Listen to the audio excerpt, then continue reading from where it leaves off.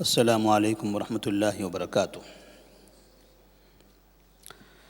الحمد للہ رب العالمین والصلاة والسلام علی رسولہ الامین وعلی آلہ وصحبہ اجمعین ومن تبعہم بإحسان الی یوم الدین، اما بعد۔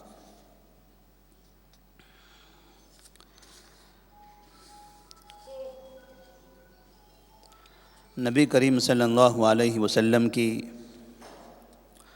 سیرت میں آج کا ہمارا عنوان ہوگا نبی کریم صلی اللہ علیہ وسلم کا بائیکاٹ۔ نبی کریم صلی اللہ علیہ وسلم پر تقریباً 3 سے 4 مرتبہ حملہ کر کے آپ کو قتل کرنے کی کوشش کی گئی۔ آپ صلی اللہ علیہ وسلم کے نگران اور جس کی آپ سرپرستی میں زندگی گزار رہے تھے، آپ کے چچا ابو طالب کو نبی کریم صلی اللہ علیہ وسلم کی جان کا ہمیشہ خطرہ رہا، خاص طور پر اس وقت جس وقت ابو جہل نے ایک مرتبہ بڑا سا پتھر لے کر آپ کا سر کچل دینا چاہا، اور جب عقبہ بن ابی معیط نے آپ کے گردن میں رسی ڈال کر گلا دبا کر آپ کو ختم کرنا چاہا، اور عمر بن خطاب رضی اللہ تعالی عنہ نے باقاعدہ تلوار کے ذریعے آپ کا خاتمہ کرنا چاہا، اور پھر قریش کے لوگ، مکہ کے لوگ جمع ہو کر عمارہ بن ولید بن مغیرہ کو لے کر ابو طالب کے دربار میں پہنچتے ہیں اور ابو طالب سے کہتے ہیں اس بچے کو آپ رکھ لو، اپنے بھتیجے کو ہمیں دے دو، ہم آپ کے بھتیجے کا قتل کر دیتے ہیں، آپ اس بچے کو اپنا بھتیجا سمجھ کر اس کو پال لو۔ یہ ایسے واقعات تھے ابو طالب کی نگاہوں میں جس کی وجہ سے ابو طالب ہمیشہ گھبرائے ہوئے تھے۔ بڑھاپا آ چکا تھا، انہیں ایسا محسوس ہو رہا تھا کہ اب یہ دنیا میں رہنے کا زیادہ موقع نہیں ہے، اور وہ یہ دیکھ رہے تھے کہ آپ صلی اللہ علیہ وسلم پر ایک کے بعد دیگرے خطرات بڑھتے چلے جا رہے تھے۔ لہذا ابو طالب نے ایک مرتبہ عبد مناف، جو نبی کے دادا تھے عبد المطلب کے دادا عبد مناف کے 2 بیٹے تھے، ہاشم اور مطلب۔ ہاشم اور مطلب کی جو نسلیں ہیں ان دونوں کی نسلوں سے جو افراد اور جو قبیلے وہاں موجود ہیں ان تمام لوگوں کو جمع کیا، کیونکہ نبی کریم صلی اللہ علیہ وسلم کا نسب عبد مناف سے ہے۔ لہذا عبد مناف کی نسل میں جتنے لوگ ہیں جو بڑے بڑے ذمہ داران ہیں ان لوگوں کو دعوت دی، اور ان لوگوں سے کہا دیکھو ابھی تک کہ آپ لوگ یہ دیکھتے ہوئے آئے کہ میں نے اپنے اس بھتیجے کی حفاظت کی ہے، لیکن اب یہاں سے ان کی حفاظت کرنا میرے بس کی بات نہیں ہے، کیونکہ مکہ کے تقریباً لوگ میرے پاس بار بار آتے ہیں اور مجھے دھمکی دے رہے ہیں، باقاعدہ انہوں نے جنگ کا اعلان تک کر دیا ہے کہ اگر میں بھتیجے کو ان کے حوالے نہیں کرتا ہوں تو وہ میرا بھی خاتمہ کر دیں گے، بھتیجے کا بھی خاتمہ کر دیں گے۔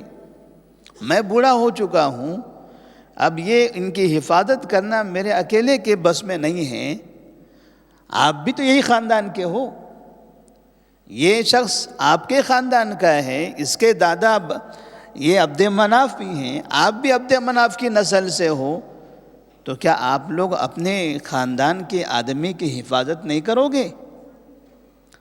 ایسے ہی بے یار و مددگار اس کو چھوڑ دو گے؟ میں اکیلا اس کی حفاظت کرتا رہوں؟ آپ کی بھی ذمہ داری ہے کہ آپ بھی اس کی حفاظت کریں۔ ابو طالب نے عبد مناف کے نسل کے تمام لوگوں کو سمجھایا، لوگوں کے سمجھ میں بات آ گئی۔ انہوں نے کہا ہاں، ہم یہاں سے محمد بن عبداللہ صلی اللہ علیہ وسلم کی حفاظت کے لیے خود محنت کریں گے۔ اب اس خاندان میں کچھ ایسے لوگ تھے جو مسلمان تھے اور کچھ ایسے لوگ تھے جو مسلمان نہیں تھے۔ مسلمانوں نے بھی کہا کہ ہم حفاظت کریں گے، اور جو مسلمان نہیں ہوئے تھے، خاندان تو تھا، خاندانی اعتبار سے انہوں نے کہا کہ ہمارے خاندان کا ہمارا بھتیجا ہے، لہذا ہم بھی کسی شخص کو اس بات کی اجازت نہیں دیں گے کہ وہ ہمارے خاندان کے ایک فرد کو قتل کرے۔ تو مسلم اور غیر مسلم اس خاندان کے تمام لوگ آپس میں متفق ہو گئے کہ نبی کی حفاظت کی جائے گی۔ ادھر یہ اتفاق ہو گیا، ابو طالب نے باقاعدہ نبی کی حفاظت کے لیے ایک بڑی ٹیم تیار کر لی، اور ادھر کفار مکہ قریش کے دیگر قبائل اس بات کے لیے بیتاب تھے کہ نبی کریم صلی اللہ علیہ وسلم ان کا معاملہ بڑھتا ہی جا رہا ہے، دن بدن لوگ اسلام میں داخل ہوتے جا رہے ہیں۔ حمزہ بن عبد المطلب یہ مسلمان ہو گئے، ہمارے درمیان کے عمر بن خطاب وہ اسلام میں داخل ہو گئے، اور اسی طرح سے یہ بنو ہاشم اور بنو مطلب عبد مناف کی اولاد، یہ سب کے سب نبی کی مدد کے لیے متفق ہو گئے۔ اور پھر ابو طالب کو ہم نے اتنی دھمکیاں دی، اتنے مطالبے رکھے، ابو طالب ٹس سے مس نہیں ہوئے، وہ بھی اپنے بھتیجے کو ہمارے حوالے کرنے تیار نہیں ہیں۔ تو اس طرح سے معاملہ خراب ہو رہا ہے۔ اگر ہم نے اس شخص کو ختم کرنے میں جلدی نہیں کی تو یہ معاملہ شہر سے باہر تک چلا جائے گا، ایک ایک کر کے مسلمان ہوتے جائیں گے، اور یہ اسلام مکہ سے باہر جائے گا، اور مکہ سے باہر بھی لوگ ہمارے باپ دادا کے دین کو چھوڑ دیں گے۔ لہذا ضروری ہے کہ انتہائی سخت کارروائی کی جائے، اب کسی بھی قسم میں ان کو برداشت نہ کیا جائے۔ لہذا قریش نے، مکہ کے سرداروں نے میٹنگ کی، اور ابو طالب کی میٹنگ کا تذکرہ کیا کہ ابو طالب نے تو اپنے لوگوں کو اکٹھا کر لیا ہے، ہم لوگ کب اتفاق کریں گے؟ ہماری طرف سے بھی کوئی نہ کوئی کارروائی ہونی چاہیے۔ تب انہوں نے آپس میں اس بات پر معاہدہ کیا کہ ان کا معاشی طور پر بائیکاٹ کر دو، محمد بن عبداللہ کا بھی، اس پر ایمان لانے والوں کا بھی، اور یہ دونوں خاندان کا بھی، عبد مناف کی نسل کے بنو ہاشم اور بنو مطلب، یہ دونوں خاندان کے جتنے افراد ہیں ان سب کا بائیکاٹ کر دیا جائے، چاہے وہ خاندان کا آدمی مسلمان ہو یا مسلمان نہ ہو، جو بھی اس کے خاندان کا ہے ان سب کا بائیکاٹ کر دو۔ تو معاملہ اس بات پر طے ہوا کہ بائیکاٹ کرنا ہے، لیکن بائیکاٹ کرنے سے پہلے ایک شرط رکھنی ہے، ان سے مطالبہ کرنا ہے، دیکھیے یہ آخری وارننگ ہے، اپنے بھتیجے کو ہمارے حوالے کر دو، ہم اسے قتل کرنا چاہتے ہیں، ورنہ بائیکاٹ کے لیے تیار ہو جاؤ۔ پھر اس طرح سے انہوں نے دھمکی دے دی، محمد بن عبداللہ کو ہمارے حوالے کرو، ہم اسے قتل کرنا چاہتے ہیں، اگر آپ اس سے راضی نہیں ہیں تو آپ کے دونوں خاندانوں کا مکمل بائیکاٹ کر لیا جائے گا۔ لوگوں نے سوچا، کہا ہم بائیکاٹ کے لیے تیار ہیں، ہم بائیکاٹ کے لیے تیار ہیں، بھوکے رہنے تیار ہیں، لیکن ہمارے خاندان کا وہ فرد آپ کے حوالے نہیں کیا جائے گا۔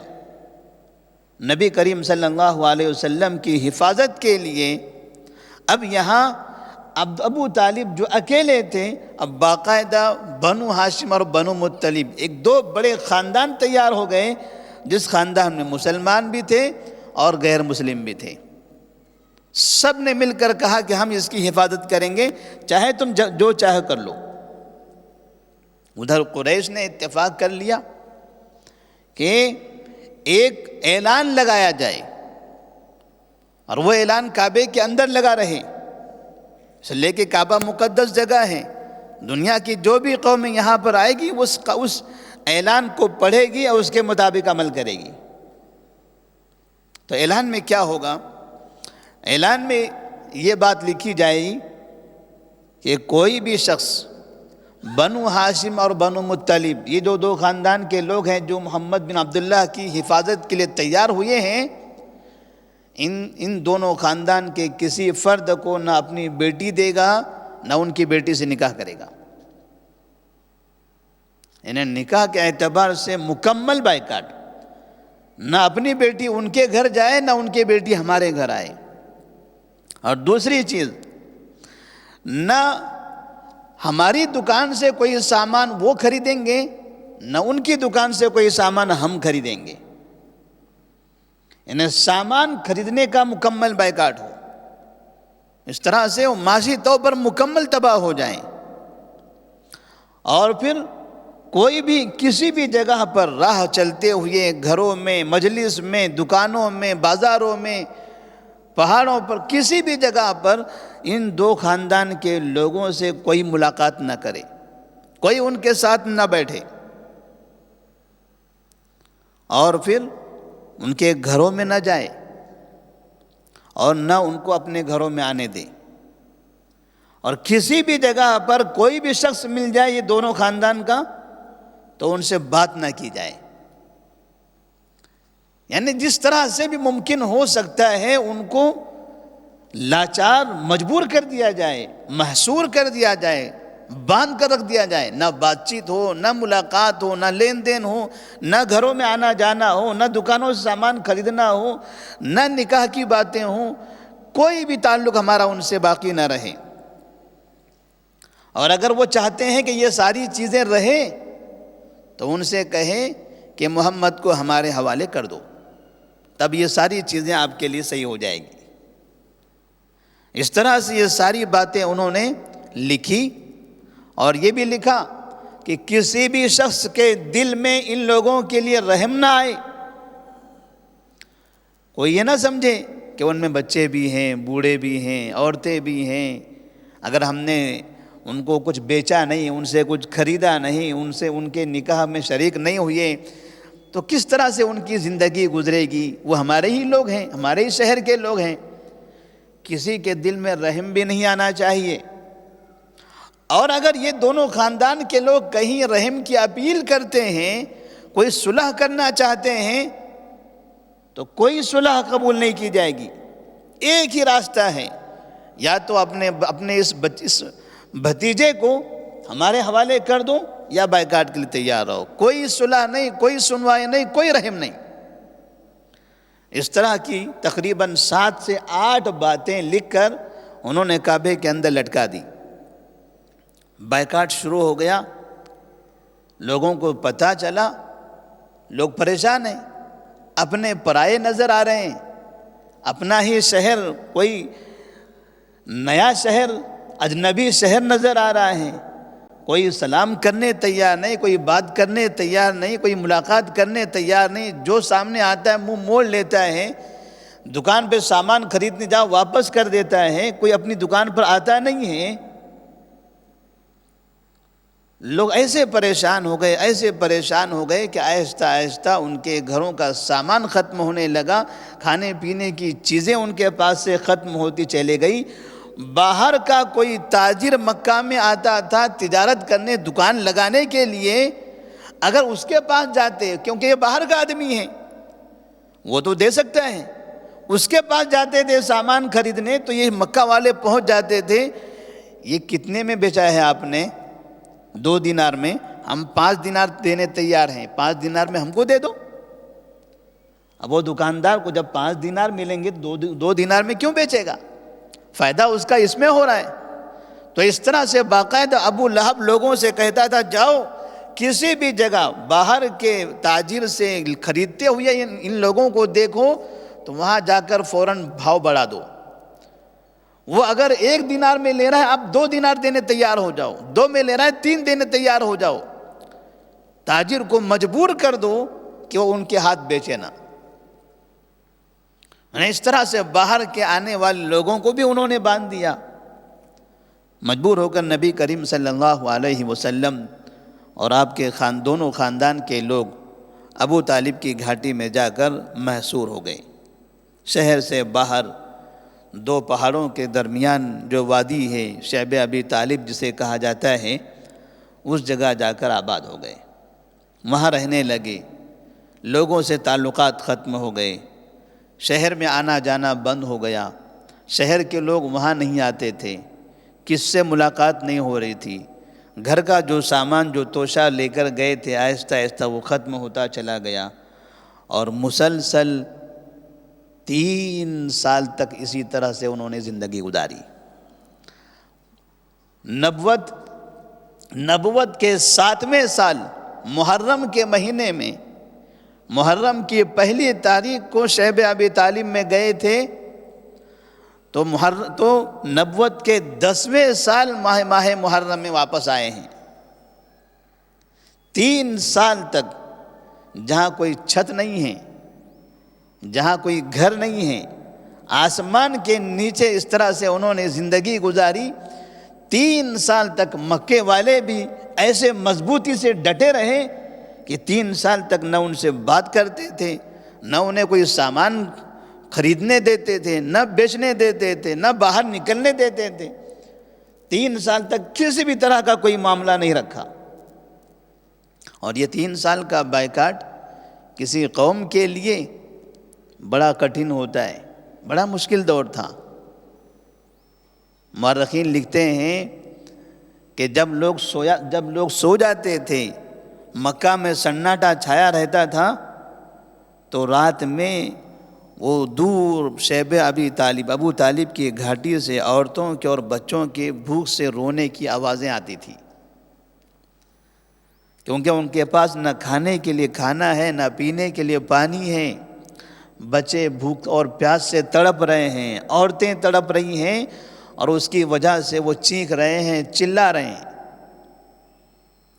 لیکن کچھ ایسے افراد بھی تھے مکہ کے اندر جن کی کچھ رشتہ داریاں، کچھ دوستیاں تھیں، تو ان کے دل میں تھوڑی سی نرمی تھی. وہ رات کی تاریکی میں مکے والوں سے چھپ چھپا کر کوئی نہ کوئی سامان لا کر پہنچا دیا کرتے تھے.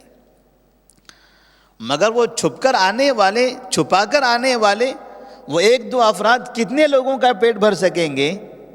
وہ تو اپنے کسی خاص شخص کو لے جا کر دیتے تھے. حتیٰ کہ خدیجہ رضی اللہ تعالی عنہا نبی کریم صلی اللہ علیہ وسلم کی بیوی بھی ساتھ میں تھی. ان کے بھی ایک رشتہ دار چھپ چھپا کر کسی طرح سے لا کر ان تک کھانا پہنچایا کرتے تھے، اور اس کے لیے بھی انہیں بڑی پریشانیاں جھیلنی پڑتی تھی. بہت کم ان کے پاس کھانا پہنچتا تھا. ابو طالب بھی بوڑھے تھے.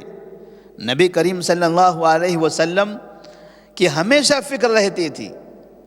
حتیٰ کہ ابو طالب اس گھاٹی میں رہتے ہوئے جہاں کئی مسلمان ہیں اور کئی غیر مسلم بھی ہیں، ان کے اپنے خاندان کے لوگ ہیں، جب رات ہوتی تھی لوگ سونے لگتے تھے تو ابو طالب اپنے بھتیجے نبی سے کہتے تھے، محمد اپنے اپنے بستر پر سو جاؤ.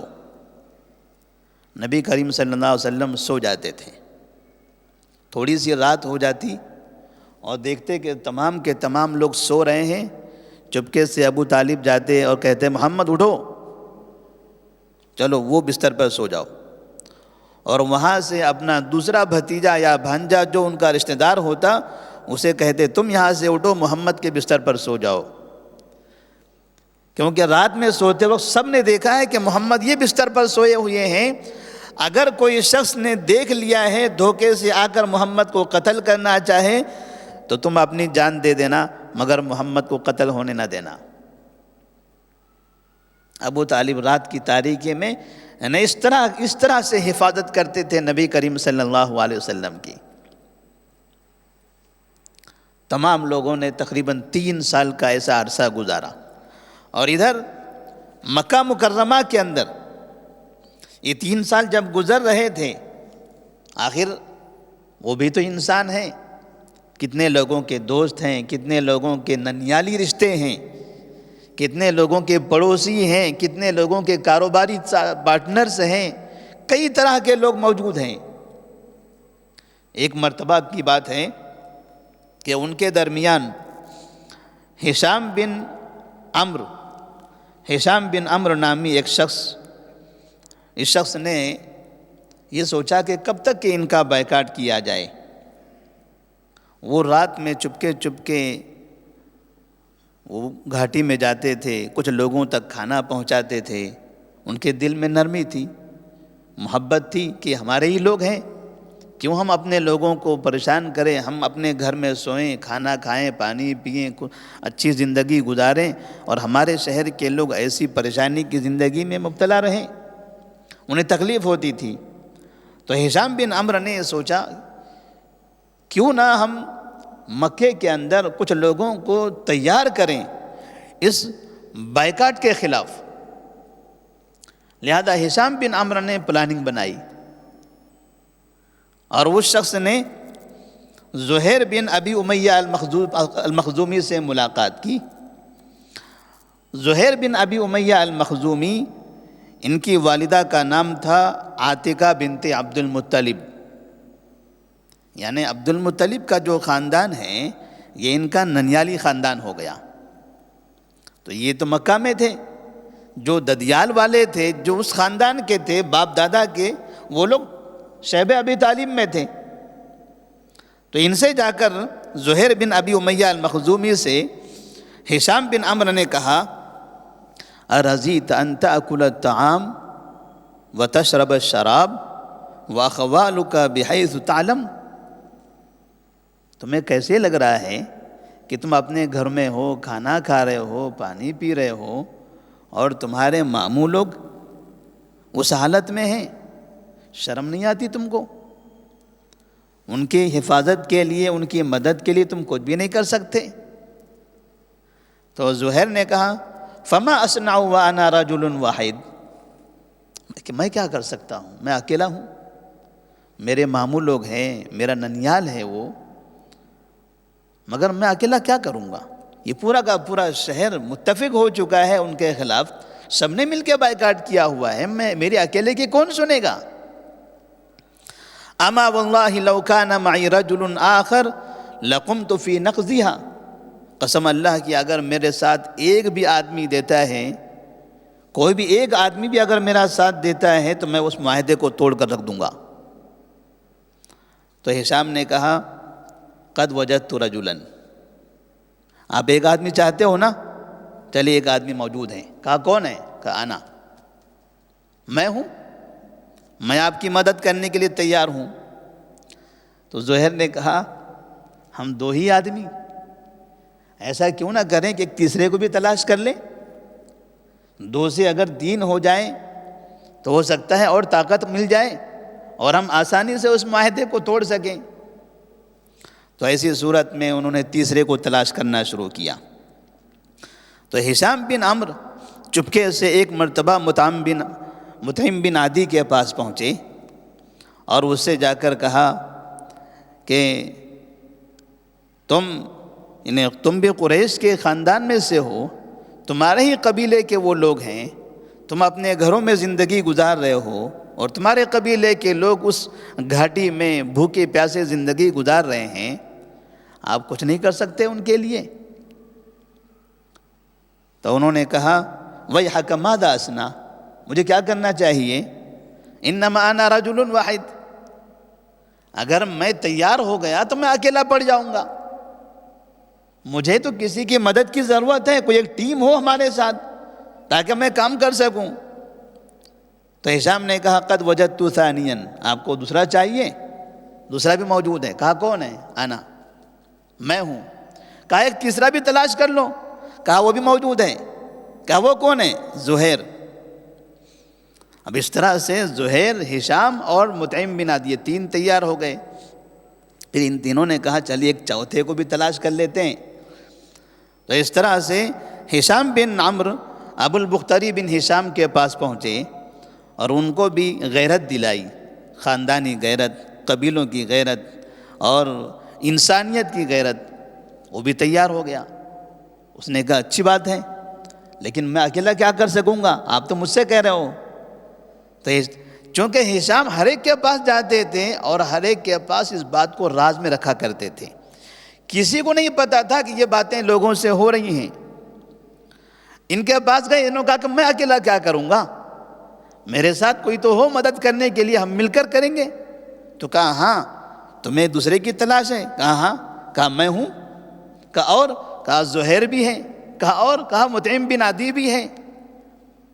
تو اس طرح سے انہوں نے کہا چلیے اور ایک کو تلاش کر لو۔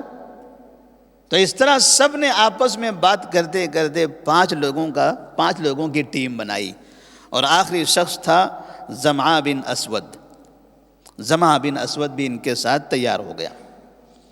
5 نے مل کر چپکے سے رات کی تاریکی میں ایک جگہ بیٹھ کر انہوں نے میٹنگ کی کہ ہم تیار تو ہو گئے، ہماری تعداد تو بہت کم ہے، یہ پورا مکہ، پورے شہر کے تمام لوگ ایک طرف ہیں، اتنا بڑا معاملہ ہے، ہم نے اسلام تو قبول نہیں کیا ہے، ان کے لیے بائیکاٹ کا خاتمہ کرنا ہے، اور یہ قوم بائیکاٹ کرنے والی ہماری قوم ہے، بڑا مشکل مرحلہ ہوگا، لیکن بڑی ہوشیاری سے اور بڑی دور اندیشی سے کام کرنا پڑے گا۔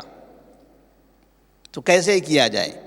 آپس میں مشورہ ہوا اور کہا کہ یہ کام ہم کل کرتے ہیں، آپس میں طے کرتے ہیں، کل صبح پہنچ جاتے ہیں کعبے کے سامنے۔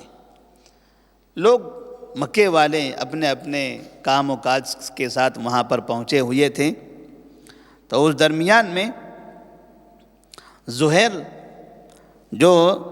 جس شخص کو ہشام نے تیار کیا تھا، زہیر بن ابی امیہ المخزومی، وہ شخص کعبے کے پاس جاتا ہے، کعبے کا 7 مرتبہ چکر مارتا ہے، اور پھر لوگوں سے مخاطب ہو کر کہتا ہے یا اہل مکہ انا اکل الطعام ونلبس الثیاب وبنو ہاشم حلقہ، اے اہل مکہ، ہم کھانا کھا رہے ہیں، ہم کپڑے پہن رہے ہیں، اور بنو ہاشم کو دیکھو ہاں برباد ہو رہے ہیں۔ جو کعبے کے اطراف میں بھیڑ لگی ہوئی تھی، لوگ الگ الگ کاموں میں مشغول تھے، ان سے خطاب کرتے ہوئے زہیر بن ابی امیہ المخزومی نے بات کی شروعات اس طرح سے کی کہ ہم اپنے گھروں میں ہیں، کھانا کھا رہے ہیں، کپڑے پہن رہے ہیں، ساری چیزیں ہماری اچھی گزر رہی ہیں، اور بنو ہاشم وہاں شیب ابی طالب میں برباد ہو رہے ہیں، لا یباعون ولا یبتاع منہم، نہ انہیں کوئی چیز دی جا رہی ہے، بیچی جا رہی ہے، نہ ان سے کوئی چیز خریدی جا رہی ہے۔ واللہ لا اقعد حتی تشق هذه الصحیفہ القاطعہ الظالمہ، قسم اللہ کی میں اب صبر نہیں کر سکتا، میں اب نہیں بیٹھ سکتا یہاں تک کہ یہ بائیکاٹ کو پھاڑ دیا جائے،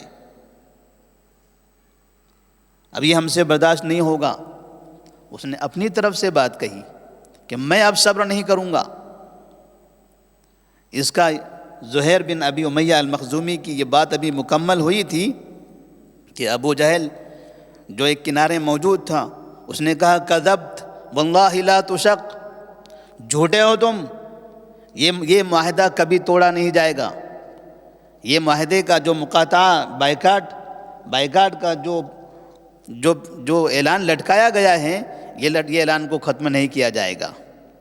تو دوسری جگہ سے زمعہ بن اسود، جو پہلے سے رات میں میٹنگ کر کے تیار تھے، انہوں نے کہا انت واللہ اکذب، اے ابو جہل واللہ تم جھوٹے ہو، ما رضینا کتابتها حیث کتبت، جس وقت تم نے یہ معاہدہ لکھا تھا تب سے ہی ہم اس سے راضی نہیں ہیں۔ ابو جہل نے دیکھا ایک آواز تو پہلے یہاں سے شروع ہوئی تھی، دوسرے ادھر سے آ رہی ہیں۔ قال ابو البختری صدق زمعہ لا نرضى ما كتب فيها ولا نقر به، پھر ابو البختری بن ہشام نے تیسری جگہ سے آواز دی اور اس نے کہا کہ زمعہ بالکل صحیح کہہ رہے ہیں، قسم اللہ کی ہم اس مقاطعے، اس بائیکاٹ کی تصدیق نہیں کرتے اور ہم یہ باقی نہیں رکھنا چاہتے۔ پھر ایک جگہ سے مطعم بن عدی کھڑے ہو گئے، انہوں نے کہا صدقتما وکذب من قال غیر ذلک نبرأ الی اللہ منها ومما کتب فیها، تم دونوں صحیح کہہ رہے ہو، اس میں جو باتیں لکھی گئی ہیں ہم اللہ کے سامنے برات کا اعلان کرتے ہیں، ہم اس کی موافقت نہیں کرتے۔ ابو جہل پریشان تھا، اس نے دیکھا ایک الگ الگ جگہ سے الگ الگ آدمی کھڑا ہو رہا ہے، آپس میں ایک دوسرے کی تائید کرتے چلے جا رہے ہیں، تو اس نے کہا ھذا امر قضی بلیل، ضرور یہ سب رات کی پلاننگ ہے، یہ یہاں اچانک نہیں ہوا ہے، یہ اچانک یہ مجلس میں نہیں ہو گیا، ھذا امر قضی بلیل، ضرور یہ سب پلاننگ کر کے آئے ہیں، یہ رات میں پلاننگ ہوئی ہے اور صبح یہ باتیں چل رہی ہیں، ان لوگوں نے کسی جگہ پہلے سے پلاننگ کی ہوئی تھی۔ ابو جہل کو اندازہ ہو گیا، بات یہاں تک پھیل گئی تھی، مکہ میں آواز اٹھ چکی تھی، لوگوں میں ہمت آ رہی تھی، اب لوگ یہ سمجھ رہے تھے کہ حقیقت میں 3 سال ہو گئے، 3 سال تک کے وہ بھوکے پیاسے چمڑے کھانے اور پتے کھانے میں زندگی گزار رہے ہیں، یہ کیسے ممکن ہے کہ ہمارے شہر کے لوگوں پر ہم اتنا ظلم کریں؟ لوگوں کو اندازہ ہو گیا تھا، آواز اٹھی تھی، اب یہ اٹھنی ہی تھی، اور اسی دوران میں اسی جگہ پر ابو طالب بھی موجود تھے۔ ابو طالب صبح صبح کعبے کے پاس آئے ہوئے تھے، نبی کریم صلی اللہ علیہ وسلم کی جانب سے ایک بشارت کو دیکھنے کے لیے۔ ابو طالب نے دیکھا یہاں باتیں چل رہی ہیں، تو انہوں نے ابو جہل اور دوسرے لوگوں سے کہا دیکھو آپ لوگ چاہتے ہو میرا بھتیجا لینا، چلیے میں اپنا بھتیجا آپ کے حوالے کرنے تیار ہوں۔ لوگ سمجھے شاید ابو طالب بوڑھے کمزور ہو گئے، مجبور ہو گئے، ڈر گئے، اتنی لوگوں کی پریشانیوں کو دیکھ کر جھک گئے ہوں گے۔ سب کے سب لوگ جمع ہوئے ابو طالب کی باتیں سننے، کیا ہوگا، کیا کہہ رہے ہیں ابو طالب؟ کہا تم چاہتے ہو کہ میں اپنا بھتیجا تمہارے حوالے کروں تاکہ تم اسے قتل کرو؟ کہا ہاں، کہا میں راضی ہوں، میں راضی ہوں اپنا بھتیجا تمہیں دینے کے لیے، لیکن ایک بات ہے، میرے بھتیجے نے مجھ سے کہا ہے کہ تم ہمیں بائیکاٹ کا پیپر دکھا دو، تم نے جو بائیکاٹ کیا ہوا ہے، اعلان لگایا ہوا ہے، دکھا دو اس میں کیا لکھا ہوا ہے۔ میرے بھتیجے نے کہا اس میں کچھ بھی لکھا ہوا نہیں ہے، بائیکاٹ ہی نہیں ہے ہمارا۔ کہا وہ کیسے؟ کہا دکھاؤ کہاں اعلان لگا ہوا ہے۔ میرے بھتیجے نے کہا ہے کہ اس بائیکاٹ کا خاتمہ پہلے ہی ہو چکا ہے۔ لوگ گئے، جو اعلان لگایا گیا تھا اس کو اتار رہے ہیں، دیکھ رہے ہیں تو اس کے اوپر کوئی بھی چیز لکھی ہوئی نہیں ہے، کیڑوں نے سارے الفاظ کھا لیے، صرف اللہ کا نام اس میں موجود تھا۔ اللہ کے نام کے علاوہ جتنی باتیں انہوں نے لکھی تھی، 7-8 باتیں، وہ سب کے سب اس میں سے غائب تھی، کیڑوں نے اس طرح سے کھا لیا تھا کہ ایک لفظ بھی ان کو نہیں دکھائی دیا۔ ابو طالب کے سامنے جب لایا گیا، ابو طالب نے دیکھا تو ابو طالب کا دل بھر آیا، کہا واقعی میرا بھتیجا سچا ہے، یہ کیسے ہو سکتا ہے؟ بھتیجے نے مجھ سے کہا، میں نے اپنی آنکھوں سے دیکھا۔ ابو طالب اس یقین کے ساتھ آ کر، انہیں یقین تھا اپنے بھتیجے پر، اسی لیے انہوں نے کہا کہ میں دینے تیار ہوں، بائیکاٹ کا پیپر تو دکھا دو پہلے۔ لوگ خوش ہو گئے تھے کہ شاید ابو طالب جھک گئے ہیں، اور ابو طالب بھی سوچ رہے تھے اب کیا ہوگا، اگر میرا بھتیجا جھوٹا نکلا تو پھر مجھے اپنے بھتیجے کو ان کے حوالے کر دینا پڑے گا، لیکن یقین تھا، اسی لیے انہوں نے آ کر ان کے سامنے اعلان کر دیا تھا۔ جب وہ اعلان لایا گیا تو اس بائیکاٹ کے پیپر میں کوئی بھی چیز لکھی ہوئی نہیں تھی سوائے اللہ کے نام کے، اور اس طرح سے مکہ میں اعلان ہو گیا کہ بنو ہاشم کا بائیکاٹ ختم ہوا۔ یہ 5 افراد جنہوں نے محنتیں کی تھی، ان لوگوں نے باقاعدہ اس کو اتار کر اعلان کر دیا کہ اب مکہ شہر کے اندر کسی بھی انسان کا بائیکاٹ نہیں ہے، اور جو باتیں یہاں لکھی گئی تھی یہ پورا کا پورا معاہدہ ختم ہو چکا ہے۔ اس کے بعد بنو ہاشم، بنو مطلب جو شیبہ ابی طالب میں تھے، وہ نبوت کے 10ویں سال ماہ محرم میں 3 سال گزار کر پھر مکہ مکرمہ میں داخل ہو گئے اور آ کر اپنے اپنے گھروں میں رہنے لگے۔ یہ بائیکاٹ کا سفر یہاں ختم ہوتا ہے۔ اس واقعے سے کچھ سبق ملتے ہیں۔ ایک سبق یہ بھی ملتا ہے کہ نبی کریم صلی اللہ علیہ وسلم اور صحابہ رضی اللہ تعالیٰ عنہم جو مسلمان تھے، اللہ تبارک و تعالیٰ نے ان کی مدد کے لیے غیر مسلمین کو بھی تیار کیا۔ مطلب یہ کہ مسلمانوں کی مدد کے لیے بڑے سے بڑا کٹھن معاملہ ہو، مشکل مرحلہ ہو، تو بھی غیر مسلم کھڑے ہو سکتے ہیں۔ جس طرح سے یہاں پر انہوں نے باقاعدہ اپنی زندگیاں تباہ کر دی، پتے کھائے، چمڑے کھائے، لیکن انہوں نے کبھی اپنے خاندان، اپنے نبی کو اور صحابہ کو دھوکہ نہیں دیا۔ دوسری چیز، داعی کے لیے ایک پیغام ہے کہ داعی ہمیشہ اپنے لوگوں کو، اپنے خاندان، اپنے قبیلے، اپنے محلے کے لوگ، ان لوگوں کے ساتھ اچھا برتاؤ کرتا رہے، اس لیے کہ زندگی میں ہمیشہ یہی افراد قریب قریب ہوتے ہیں۔ جب غیر کبھی بھی کسی بھی وقت میں اگر داعی پر حملہ کرتے ہیں تو اپنے لوگوں کے دلوں میں ہمدردی پیدا ہوتی ہے اور وہ ہمیشہ ان کی مدد کے لیے تیار کھڑے رہیں گے۔ اسی طرح نبی کریم صلی اللہ علیہ وسلم کا یہ بائیکاٹ، صحابہ کا بائیکاٹ، پھر وہ مقاطعہ اور اس کا ختم ہو جانا، یہ اس بات کی علامت ہے کہ حق پر چلنے والوں کی کبھی نہ کبھی جیت ہوتی ہے، اللہ تبارک و تعالیٰ اس کی مدد کرتا ہے۔ اور ساتھ میں یہ بھی پیغام ہے، کوئی یہ نہ سمجھے کہ میں نیک ہوں تو میرے ساتھ برا نہیں ہوگا، مجھے کوئی تکلیف نہیں ہوگی، کوئی مجھ پر مصیبتوں کا پہاڑ نہیں توڑے گا۔ انہیں یہ اندازہ ہو جانا چاہیے کہ اگر ہم نیک ہیں تو ہمیں آزما جائے گا، مصیبتیں ہمارے اطراف میں آئے گی، لوگ ہمیں تکلیف دیں گے۔ آدمی یہ نہ کہے کہ میں تو نیک ہوں، میں تو اچھا ہوں، پھر میرے پیچھے لوگ کیوں ہیں، لوگ مجھے کیوں پریشان کرتے ہیں، چلیے میں اچھا کام چھوڑ دوں، چلیے میں نیک بننا چھوڑ دوں۔ یہی آپ کا امتحان ہے۔ اگر اسی طرح کی پریشانیوں سے ہار کر ہم حق بولنا، حق پر چلنا چھوڑ دیں گے تو پھر ایسی صورت میں حق پر چلنے والا، حق بولنے والا کون رہے گا؟